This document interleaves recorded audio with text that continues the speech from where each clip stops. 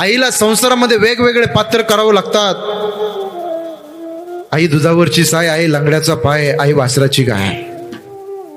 आई वडील हे पात्र असं आहे, आकाशाच्या उंचीचं पात्र आहे. आई मायेचा सागर, समृद्धाचे घागर, चैतन्याचा जागर. आई भाजीतलं मीठ, आई हक्काचं व्यासपीठ. आई ती आई असते, नसते सांभाळणारी दाई. असल्यावर कळत नाही, नसल्यावर मिळत नाही. त्या आईचं, इथं बसलेल्या आईचं वर्णन माझ्या एका जिभेने साहेब होणार नाही.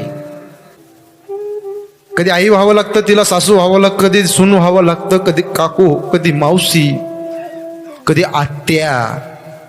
वेगवेगळे पात्र रंगावं लागतात. आणि पुरुष मंडळी, तुम्हाला सुद्धा संसारामध्ये वेगवेगळे पात्र रंगावं लागतात. कधी आजोबा व्हावं लागतं नातवाचा, कधी बाप व्हावं लागतं, कधी काका, कधी मामा, कधी चुलता. वेगवेगळ्या भूमिकेने संसारामध्ये रंगावं लागतं.